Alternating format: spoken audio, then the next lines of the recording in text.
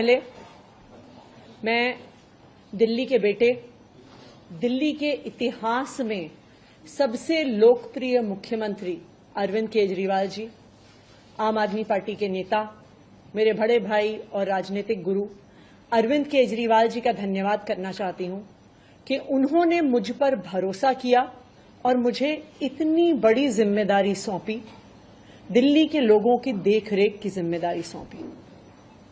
लेकिन आज मैंने मुख्यमंत्री के तौर पे शपथ ग्रहण जरूर किया है, लेकिन ये मेरे लिए, हम सबके लिए एक बहुत भावुक क्षण है जब अरविंद केजरीवाल जी दिल्ली के मुख्यमंत्री नहीं हैं। अरविंद केजरीवाल जी वो व्यक्ति हैं जिन्होंने पिछले 10 सालों में दिल्ली की तस्वीर को बदल डाला, जिन्होंने पिछले 10 सालों में दिल्ली की आम लोगों की जिंदगी को बदल डाला। अरविंद केजरीवाल जी वो व्यक्ति हैं जिन्होंने दिल्ली में रहने वाले एक आम इंसान का, एक गरीब इंसान का दर्द समझा, उनके रोज रोज का संघर्ष समझा। उन्होंने समझा कि एक आम परिवार के लिए किस तरह से अपना घर चलाना मुश्किल होता है। अरविंद केजरीवाल जी वो व्यक्ति हैं जिन्होंने दिल्ली वालों को फ्री बिजली दी, 24 घंटे बिजली दी। अरविंद केजरीवाल जी वो व्यक्ति हैं जिन्होंने दिल्ली के सरकारी स्कूलों में पढ़ने वाले बच्चों का भविष्य बदल डाला, उनको जिंदगी में एक नया अवसर, आगे बढ़ने का अवसर दिया। अरविंद केजरीवाल जी वो व्यक्ति हैं जिन्होंने दिल्ली की महिलाओं को शिक्षा में, रोजगार में आगे बढ़ने का मौका दिया, फ्री बस यात्रा देके।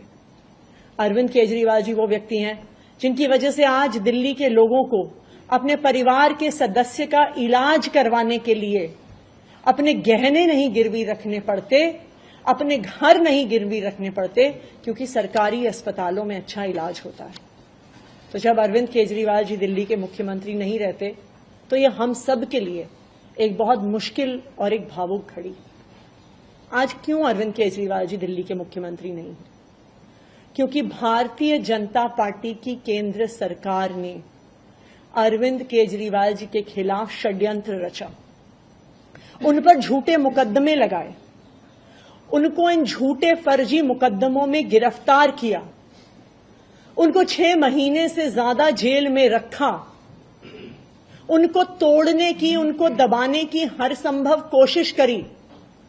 लेकिन अरविंद केजरीवाल जी टूटे नहीं, अरविंद केजरीवाल दबे नहीं।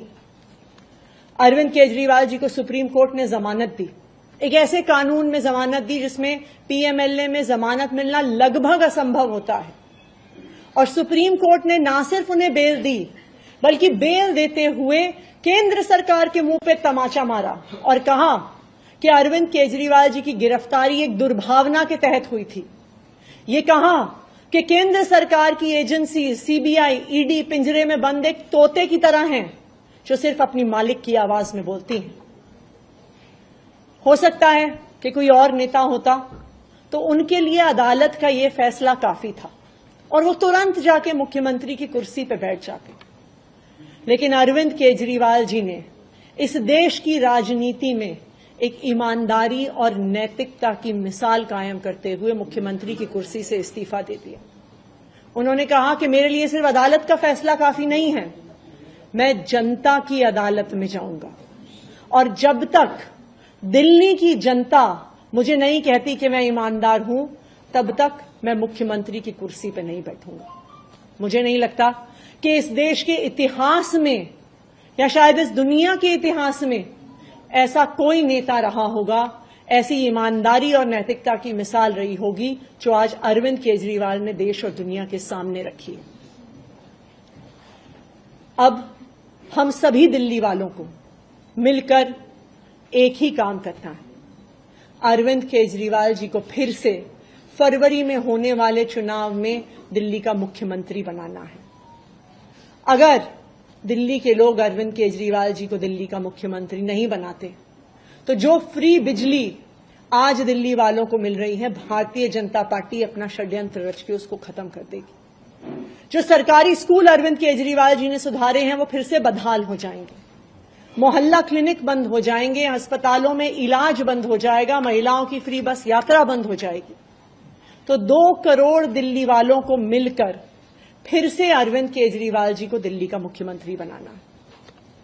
अगले 4 महीने के लिए मेरा यही काम रहेगा कि जो दिल्ली वाले परेशान रहे पिछले 1-1.5 साल में, जब से भारतीय जनता पार्टी का षड्यंत्र शुरू हुआ, जब से भारतीय जनता पार्टी ने एक एक करके हमारे नेताओं को जेल में डालना शुरू किया, जब से भारतीय जनता पार्टी ने एक एक करके हमारे मंत्रियों को जेल में डालना शुरू किया, जब से भारतीय जनता पार्टी के एलजी साहब ने दिल्ली सरकार के काम रोकने शुरू किए, आप देखिए पिछले 2 साल में भारतीय जनता पार्टी ने दिल्ली वालों को परेशान करने में कोई कसर नहीं छोड़ी। जब से अरविंद केजरीवाल जी जेल गए, दिल्ली वाले भी परेशान हुए। भारतीय जनता पार्टी ने दिल्ली वालों के पानी के बिल हम ठीक करना चाहते थे, उन्होंने उस काम को रोक दिया। भारतीय जनता पार्टी ने जो सड़क के रिपेयर के काम है वो रोक दिए। भारतीय जनता पार्टी और उनके एलजी साहब ने अस्पताल में मिलने वाली दवाइयां रोक दी, अस्पताल में और मोहल्ला क्लिनिक में टेस्ट रोक दिए, दिल्ली से कूड़ा उठना रुक गया। लेकिन मैं आज आपको आश्वासन दे रही हूं कि अब अरविंद केजरीवाल जी जेल से बाहर आ गए हैं और उनके मार्गदर्शन में दिल्ली में कूड़ा भी उठेगा, सड़कें भी ठीक होंगी, पानी के बिल भी ठीक होंगे, दिल्ली में जो सीवर की समस्या है वो भी ठीक होगी, जो दवाइयां नहीं मिल रही हैं उसको भी हम ठीक करेंगे।